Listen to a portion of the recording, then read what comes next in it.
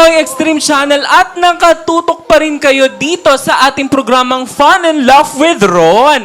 At ngayon naman, makikilala na natin ang ating huling queen, ang ating fantastic guest queen na sigurado sa kanyang buhay ay kayo'y mai-inspire. Kaya panoorin natin ito.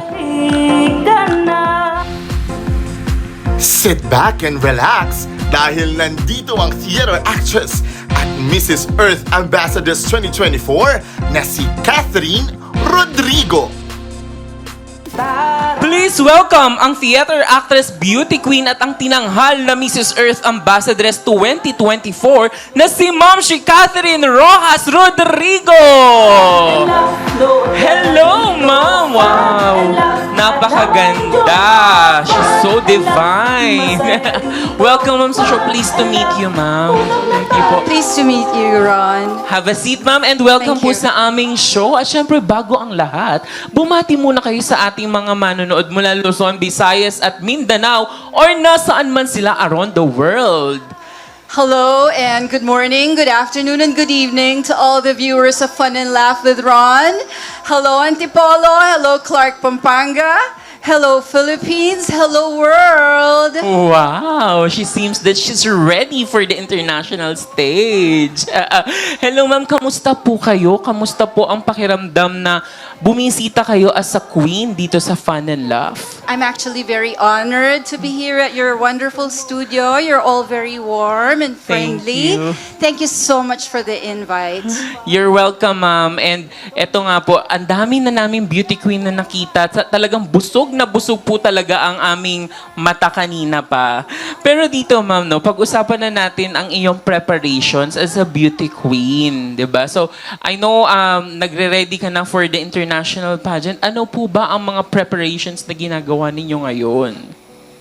I actually already had the international competition Wow. Oh. back in 2023. My very first title was Mrs. Classic Global Asian in Wow. 2023. But currently, 2 years after, my current title is Mrs. Earth Ambassadress. So, this is your second time. That's right. And Wow. to answer your question, when it comes to preparations, Ron, it's really very not easy because what to wear, that is always the problem. And of course, you have to prepare yourself mentally, physically, emotionally, and of course, skincare, diet. Yeah, it's and important. Financially, of course. Oo, speaking of financial, no, mahal ba daw, ma'am, ang sumali sa mga international pageant? When you say financial? Yes, absolutely. You have to be prepared, but you Oo. also have to know, kumbaga para-paraan din yan. Like, I'm very fortunate because I belong to a prestigious pageant organization, which is Larenas Filipinas, headed by my national director, Cristel Bulabon. And the organization is mainly the one who sent me to Kuala Lumpur, Malaysia, to Wow. compete internationally. And so I also have the support of the Antipolo government. And of course, very much from my family and from my friends when it comes to financial. Everybody chipped in. Wow, nakakatuwa naman yun. Talagang lahat nagtulong-tulong, ma'am, ano? At Yes. talagang kailangan mo na lang is i-ready yung sarili mo, di ba? That's And get the right, that's crown. right. Pero bukod po ba, ma'am, sa pagiging beauty queen, ano pa po ba ang ating pinagkakaabalahan? I am also a leisure cyclist. I have 2 mountain bikes that I love very much. I have to Wow. ride at least twice a week. Wow. I'm proud to say that I'm 55 years old, and really, it really matters that I ride my bikes and do my walks, because otherwise I'm going to deteriorate at this age.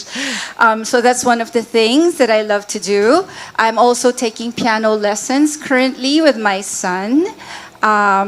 I'm also a theater actress, being on the stage since the age of 7 years old. And I was trained by my late, great National Artist nominee for theater. Her name is Nati Kramer Rogers. She's a 3-time National Artist nominee for theater. So I have performed in legitimate stages such as CCP, Film Life Theater, Metropolitan Theater. Also, we bring our plays to schools like Ateneo, St. Scholastica's College, and any open spaces that we can perform. And of course, most especially professionally, I am a BDM or a business development manager. Wow, napakadami, grabe. Parang nakatulala na lang ako kay ma'am habang pinakikinggan ko siya. Pero given nun ma'am no, na parang ang dami mong ginagawa, talagang superwoman, di ba? As I said earlier. Ito ba ay, paano mo naman na isasama yung pagiging isang mabuting ina? Or pagiging momshi, sabi nga. Thank you for that question, Ron. So, I have 2 children. One is, my daughter is 34 years old, and she's already working. And I have a 10-year-old son. You'll notice they're 24 years apart because I would like to say I am a complete woman because I experienced becoming a single mother with my 34-year-old daughter until she finished her schooling, until she's working. And then I got married about 13 years ago and decided to have our son, who is now 10 years old. So it's very important, first and foremost, to make sure that your children are nourished well. Because if not, they will not be able to think properly, and they will not, feel good if they are hungry. So it's also very important that we provide well for our children, food, clothing, and shelter, of course. We have to make sure that we always have money or we are employed to make sure that we are able to provide. For my children, I would like to say that I want to make sure that they are well-rounded persons. I do not just expose them to the academics. I make sure that they also have exposure to the arts, to sports, and socially as well. Wow. Alam mo, pinakikinggan ko si ma'am, feeling ko nasa closed door interview na kami. At feeling ko may edge ka na kaagad dun sa crown, ma'am. Ano? Pero ito, ma'am, joining the pageant, ano yung pwede mong ma-share sa amin na naging struggle mo nung nagsisimula ka? Kasi alam natin hindi siya madali, ma'am. Di ba? Parang hindi agad-agad na parang makukuha mo yung corona. Ano yung mga naging struggles mo along the way? Well, my biggest struggle and insecurity when I joined Mrs. Antipolo, of course, was my age. Because when I joined it, that was just not so long ago. I'm 55 now, so 3 years ago, Antipolo had its very first Mrs. Antipolo pageant right after the pandemic. And that's when I decided to join. And of course, most of the misses were even less than 35 years old. So that was my struggle. And I really do not have any training for passerella. And they are very good. They are very limber, very flexible, and very fast. So yeah, that was, and of course, financially, because I didn't think that it was going to go all the way. All the way. Yeah. I didn't think it was really going to be that grand, that I cannot just wear a gown that from wherever, but it has to be really within the theme of the pageant competition, and the preparations, really no sleep at all. So that's really very hard because we have to do a lot of activities, especially when it became international. We probably have 2 hours of sleep. Wow. Because we start very early with the activities. Oo, kasi napakahaba ng preparations niyo no, para maging glam. Pero balikan natin yung moment, ma'am, nung coronation night. Naramdaman mo ba somehow na parang ibibigay to sa akin ulit? I was hoping, of course, because I was there to win. But my opponents were also excellent. So I really couldn't tell.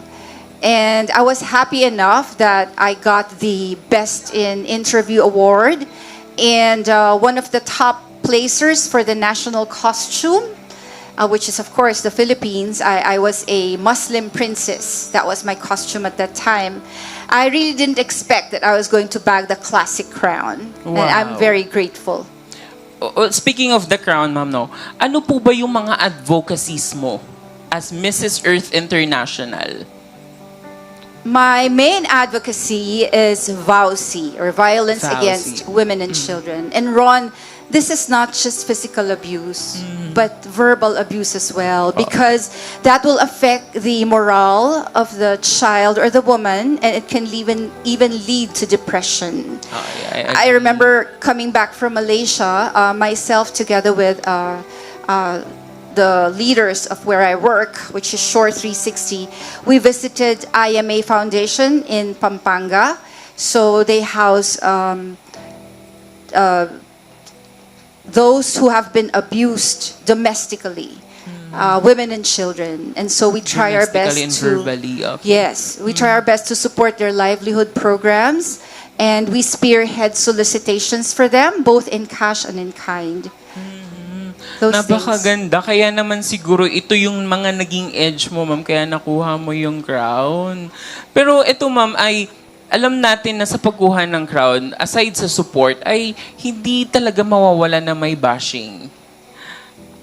Meron po ba kayong bashers na na-experience, and how did you handle that? Yes. Well, of course, I'm just human, so I get hurt for a while, but I don't let that stop me. I tell about that bashing to those who are close to me, like my husband, and then he and my children would tell me, "Nah, it's okay. Don't take it personally. Yeah. Just ignore it, and stand up on my feet again."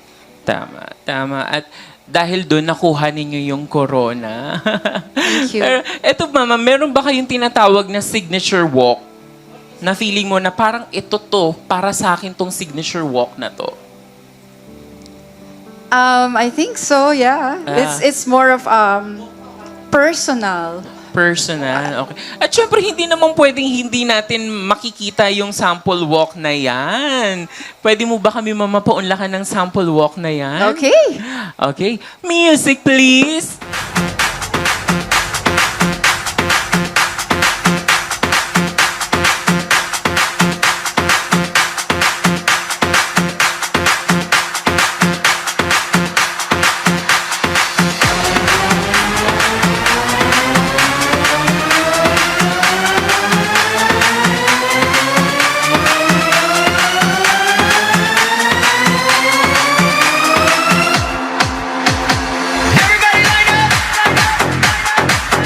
Wow! Thank you so much, ma'am. Pero talaga namang nakaka-inspire ang ating fantastic guest na si Ma'am Shika. Pero eto na po ang inyong chance na magpasalamat, mag-shoutout sa inyong mga supporters as Mrs. Classical Global Asian 2023 at Mrs. Earth Ambassadress 2024. Meron po ba kayong mga gustong pasalamatan? Absolutely, Ron. Thank you for the opportunity. Handang-handa tayo dyan. Wow!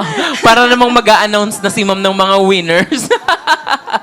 Sige, ma'am, please go ahead. Of course, first and foremost, I'd like to thank my family, my husband Manolet, my daughter Jay, Gab and Miguel, Francis and Ate Lydia. My extended family, my sisters Maricel, Andy and Alquiros and family, Aki and Ogie Cunanan and family, Chris and Evelyn Rojas, sisters-in-law Al, Vic and Dol. Of course, my Shore 360 family is the BPO where I work. They are physically located at Clark, Pampanga, and we are an excellent provider of staff leasing services to clients from Australia, USA, and Canada. Also to my MPC family and neighbors, Emma Yabut and family, Merly, Teacher Kent, Ao, Knowles, and Karen. Of course, my Lorena's family, Queen Cristel Bulabon, our National Director, Yam and Marlu Kondangan, Princess Len and Victor. Hello, hello, Queens! Of course, very special mention to Lolo Mike Diso. Lolo Mike, huwag ka na magpa-stress dyan, ha? Love you, Lolo Mike. Also, Paige Salonga of Blue Knights Bar. Come visit her bar at Santa Lucia.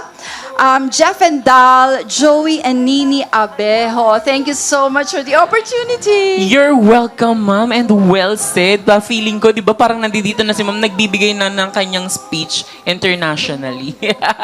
Maraming salamat sa ating fantastic guest na nagbigay ng nakaka-inspire na kwento dito sa ating programa. At maraming salamat din sa pamilya barkada at buong barangay na tumutok sa atin sa buong Pilipinas at nasaan man sila around the world. At syempre maraming salamat din sa Pinoy Extreme Channel, Imahe Multimedia Production, FL Dancers at sa ating fan barkada na si Hot Guapito Dex at ang ating komedyanteng Kikay Sugar at sa ating mga online viewers.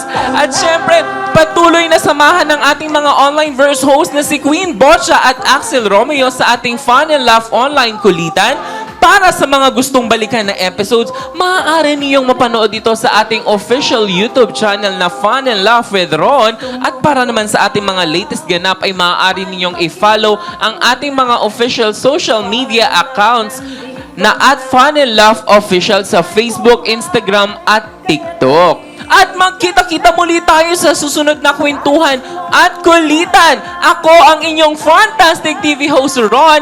At ito ang inyong programang sigurado ang fun at sure na sure ang laugh. Ang Fun and Laugh with Ron! Thank you, Mrs. Earth International. Follow our FB page. Fun and laugh, masaya